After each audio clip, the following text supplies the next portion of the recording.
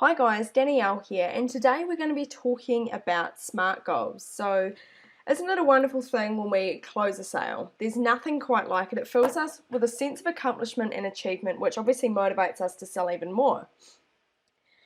If you've ever been in a situation where you've had sort of unattainable goals set by your sales manager or your supervisor, you know that there's nothing worse than that feeling of being unable to reach your goals, or you think that you can't reach your goals in order to make your quota, to hit your commissions, and to ultimately get paid. So the results are the same whether you work for someone else or you work for yourself. You're left with that feeling of despair that leads to a lack of morale and even lower sales figures across the board, because you're feeling like you obviously can't achieve them and that it's no use, and it's just a really negative thought pattern that doesn't get any real results. So it's a proven fact that setting unrealistic targets obviously lead to less sales and a lower revenue, but it's important to keep in mind that when you are setting your sales targets for the year, that we don't set our expectations too high. While we want to achieve maximum results, being realistic is the key to our overall success. So we want to put in place a plan that allows us to achieve our projected goals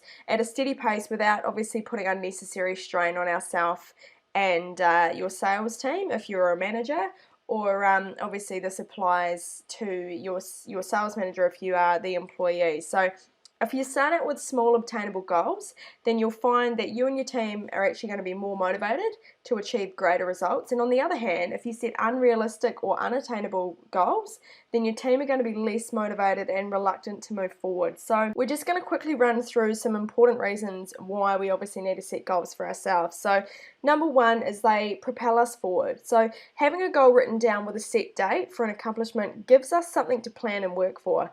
And a written goal is an external representation of our inner desires. For example, it's a constant reminder of what we need and want to accomplish. Number two is that goals transform mountains into walkable hills. And what I mean by that is that if we've got a clear plan of where we're going and we know that we need to put one step in front of the other, it will become a lot more obtainable to actually achieve that goal, as opposed to looking at a mountain and not a molehill. They also help us believe in ourselves, which is really important. So setting goals for ourselves is a way that we can fuel our ambition. So it isn't actually just about creating a plan for your life.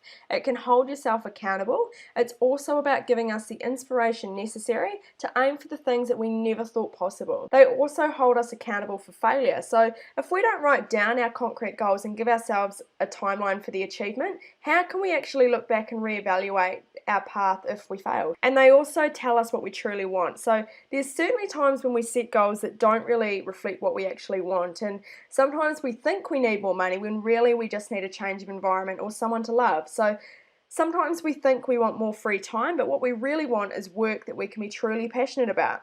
Sometimes when we think we actually want to be alone, that's actually the time that we really need to be around positive people. And last but not least, goals help us to live life to the fullest, which is what we all want, isn't it? So when we take the time to actually set our goals, we ensure that our life is geared towards getting the most out of every moment. There's so much to do and experience in life, but many of the things that we want to achieve and experience won't be handed to us, and we need to work for it. So back to SMART goals, guys. Here's a simple but smart formula for setting realistic and attainable sales goals. And this formula is referred to as SMART because it stands for specific, measurable, attainable, realistic, and timely. And what I mean by that is specific. So the S stands for setting goals that are well defined and focused. M is for measurable, so standing for criteria needed for measuring progress. Attainable, so when we identify goals that are most important to us, we begin to figure out ways that we can make them come true. So similar to the mountain versus molehill kind of concept that we just spoke about. They need to be realistic. So to be realistic, a goal must represent an objective towards which you are both willing and able to work. The last one is obviously timely. So a goal should be grounded within a time frame, and remembering that if we don't achieve a goal by a certain time, There's absolutely nothing wrong with readjusting our goals, and we should be doing that. It's perfectly healthy to keep looking at our goals, assessing where we're at, and readjusting and making changes if we need to. We're not failing. The only way we can fail is if we stop or give up. So this simple yet sort of catchy acronym has been around for many years, and it's helped many companies and business owners to come up with effective sales plans that are realistic enough to be able to be achieved in a timely manner, which is obviously really important. So it's really important to, when it comes to what you want to accomplish, when it comes to setting the realistic sales goals, the key to making it work is really taking the time on each step and being completely realistic. Don't forget to include a solid plan for putting them into action and measuring them to see if they're being reached. So there's also another more recent sort of goal setting thing, which is called a hard goals, and I really hope it's not as it sounds. So with these ones, H stands for heartfelt. So if you really don't care about your goals, then there's going to be much motivation for you to achieve them. So what this is referring to is it comes back to your why. Why are you doing it? Why do you want to achieve that goal? If you don't know why you want to achieve it and the outcome that it's going to bring for yourself and your family and how it's going to make you feel, then the actual chance of you hitting that goal is fairly slim. It needs to be animated, so visualization and imagination, really, really important when it comes to goal setting. So I myself have a vision board in my home office that has everything on there that I want to achieve within the next sort of 12 months to 5 years. So it's got what kind of car you want to drive, what kind of vacations you want to take, any kind of material things you want, the house you want to live in, a blank check written out to yourself, any kind of other holidays or anything like that you want to take, or anything in particular that you can think of how you want to be. Do you want to be speaking to crowds? Do you want to be the top salesperson? Do you want to be a individual, a man or woman that inspires others to take huge action? That kind of thing. So with visualization and imagination, it allows those thoughts, when we constantly see them, to go out to the subliminal. And what that means is that the more we think about, what we think about, we bring about.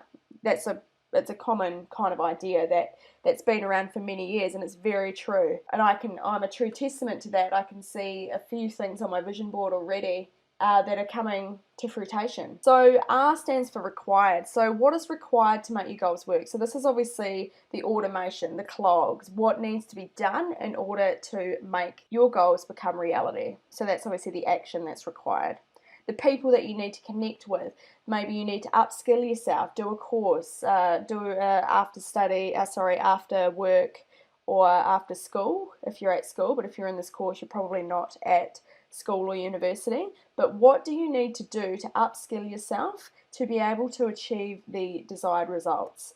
And last but not least is difficult. So with difficult, it's not literally meaning it needs to be hard, but it needs to be able to challenge and stretch us. So if we, a little bit contrary to what we've just spoken about, there's a fine line between having a goal that is what people would say is completely unrealistic, and I don't believe anything is unrealistic. Now, if you've got the right mindset and you're willing to take massive action and be completely 110% committed to achieving your goal, then I believe that we can achieve anything.